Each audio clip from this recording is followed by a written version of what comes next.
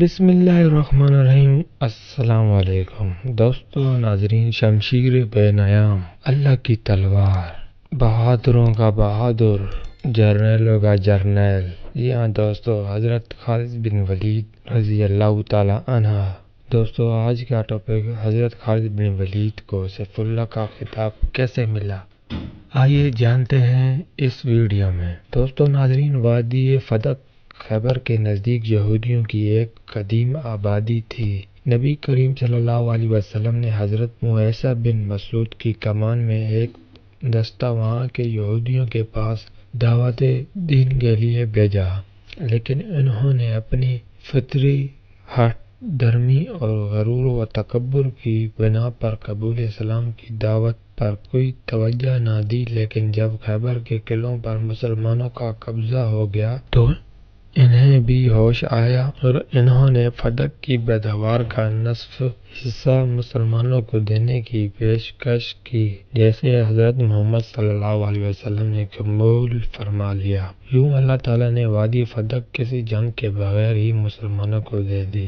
غزوہ وادی قریہ فدق نے تو مسلمانوں سے صلح کر لی تھی، لیکن خیبر کے قریب وادی قریہ میں یہودی کی ایک اور آبادی بھی تھی، جس نے خیبر کی فتح کے بعد اپنی حفاظت کے لیے قریش کے جنگجوؤں کو ایک گروہ کو بھی بلا لیا۔ فتح خیبر کے بعد حضرت صلی اللہ علیہ وسلم نے تبلیغ اسلام کے لیے وادی قریہ جانے کا اعلان فرمایا۔ مسلمان جب وادی میں داخل ہوئے تو یہودیوں نے تیروں کی بچھاڑ سے ان کا استقبال کیا۔ ان تیروں کی زد میں آ کر آپ صلی اللہ علیہ وسلم کے ایک غلام حضرت مطعم رضی اللہ تعالی عنہ شہید ہو گئے۔ رسول اللہ صلی اللہ علیہ وسلم نے صورتحال کی پیش نظر مسلمانوں کی فوری بندی فرمائی اور ایک مرتبہ پھر یہودیوں کو اسلام کی دعوت دی، لیکن انہوں نے جنگ کا اعلان کرتے ہوئے اپنے جنگجو کو میدان میں اتار دیا۔ حضرت زبیر رضی اللہ تعالی عنہ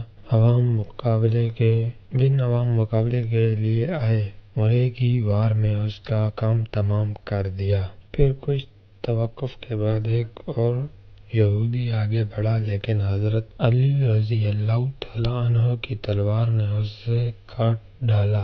یوں شام تک لڑائی جاری رہی۔ دوسرے دن مسلمان نماز فجر کے بعد صف آراں ہو رہے تھے کہ یہودیوں نے ہتھیار ڈال دیے۔ تو دوستو، اسی طرح ایک اور مارکہ ملتا ہے جو خالد بن ولید کو اللہ کی تلوار کا لقب یہاں سے ملتا ہے۔ مارکہ موتا یا موتا اردن میں وادی بلقا کے نزدیک ایک آبادی کا نام ہے۔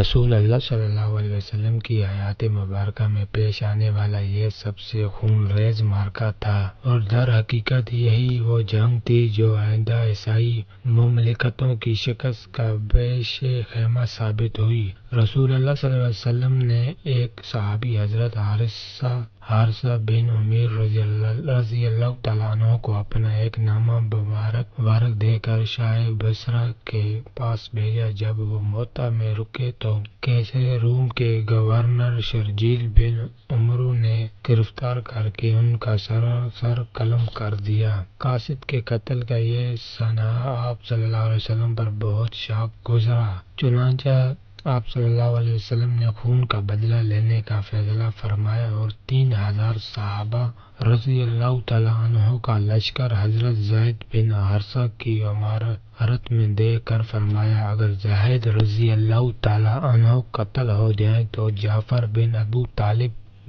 امیر ہوں گے، اور اگر جعفر بھی قتل ہو جائیں تو عبداللہ بن رواحہ امیر ہوں گے۔ صحیح بخاری میں مسلمانوں کے 3000 مجاہدین کی فوج شام کے سرحدی علاقے میں پہنچی تو جاسوسوں نے اطلاع دی کہ قیصر روم بلقا کے نواح میں 1,00,000 جنگجوؤں کے ساتھ خیمہ زن ہے۔ مسلمانوں کے تو تصور میں بھی نہیں تھا کہ ان کی اتنی بڑی فوج سے لڑائی ہوگی۔ ایسے میں حضرت عبداللہ بن رواحہ نے نہایت پرجوش تقریر کر کے مسلمانوں میں جذبہ جہاد پیدا کر دیا۔ پھر پوری دنیا نے یہ حیران کن منظر دیکھا کہ مٹھی بھر اللہ کے سپاہی یہ سرو سامانی کے حالات میں اپنے گھروں سے کوسوں میل دور عیسائیوں فوجیوں سے جا ٹکرائے۔ لشکر کے امیر حضرت زید بن حارثہ رضی اللہ تعالی عنہ نے علم لیا اور بہادری سے لڑتے ہوئے جنگ میں شہادت نوش کر حضرت جعفر رضی اللہ تعالی عنہ نے جلدی سے علم اٹھایا اور شجاعت اور بہادری کے جوہر دکھانے لگے۔ جھنڈا دائیں ہاتھ میں تھا، دشمن نے ہاتھ کاٹ دیا، جھنڈا بائیں ہاتھ میں پکڑ لیا۔ کچھ دیر لڑائی کے بعد وہ ہاتھ بھی کٹ کر دور جا گرا۔ جھنڈے کو دونوں کٹے ہوئے خون آلودہ بازوؤں کے درمیان سینے سے لگا کر بلند رکھا۔ پھر ایک رومی نے زور سے تلوار ماری کہ جسم کے دو ٹکڑے ہو گئے۔ حضرت جعفر رضی اللہ تعالی عنہ کے شہید ہوتے ہی حضرت عبداللہ بن رواحہ رضی اللہ تعالی عنہ نے لپک کر علم اٹھا لیا اور دادائے شجاعت دیتے ہوئے شہید ہو گئے۔ تینوں سپہ سالار شہید ہو چکے تھے کہ حضرت ثابت بن ارقم رضی اللہ تعالی عنہ آگے بڑھے اور جلدی سے علم بلند کرتے ہوئے آواز لگائی، اے اللہ کے سپاہیوں، اب کسی کو اپنا سپہ سالار مقرر کر لو۔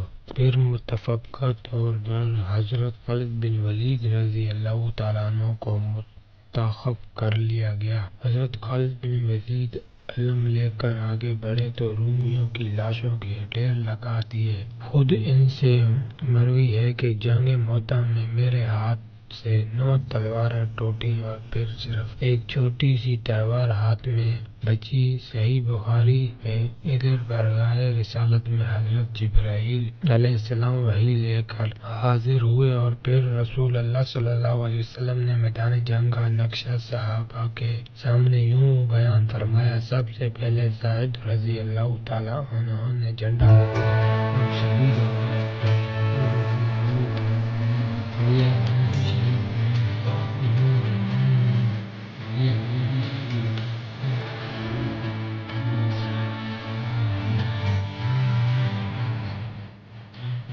بیان فرماتے ہوئے آپ کی آنکھوں سے آنسو رواں تھے۔ صحیح بخاری میں اس معرکے میں حضرت خالد بن ولید نے شجاعت و بہادری کے جوہر دکھانے کے ساتھ جنگی حکمت عملی کا بھی ایسا شاندار مظاہرہ کیا کہ دشمن خوف زدہ ہو کر پسپا ہونے پر مجبور ہو گئے۔ جنگ کے دوسرے روز نماز فجر کے بعد آپ صلی اللہ رضی اللہ تعالی عنہ نے نئے سرے سے لشکر کی صف بندی کی۔ اگلی صفوں کے فوجی پیچھے لے گئے اور پچھلے صفوں کے آگے۔ اس سے رومی سمجھے کہ مسلمانوں کی تعداد دم فوج آ گئی ہے۔ حضرت خالد بن ولید نے ان کے اس خوف سے بھرپور فائدہ اٹھایا اور لڑتے ہوئے آہستگی کے ساتھ مسلمانوں کو پیچھے ہٹانا شروع کر دیا۔ خوفزدہ رومی سمجھے کہ مسلمان اس طرح پیچھے ہٹ کر ہمیں گھیر کر مارنا چاہتے ہیں۔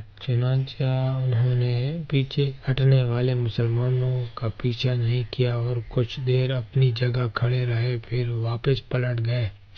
پھر حضرت خالد بن ولید رضی اللہ تعالی عنہ بھی اپنی فوج کے ساتھ مدینہ منورہ واپس گئے۔ اس جنگ میں 12 صحابہ اکرام رضی اللہ تعالی عنہ شہید ہوئے، جبکہ رومیوں کی مقتولین کی تعداد کا اندازہ حضرت خالد رضی اللہ تعالی عنہ کے ہاتھوں سے ٹوٹنے والی 9 تلواروں سے لگایا جا سکتا ہے کہ رومی اس وقت دنیا کی سب سے بڑی بادشاہت اور سب سے بڑی عسکری قوت تھے۔ حضرت عمرو بن اسلم نے کریم صلی اللہ علیہ وسلم کو اطلاع ملی کہ بنو قزا کے لوگوں نے مدینہ کے گرد نواح میں لوٹ مار اور اہل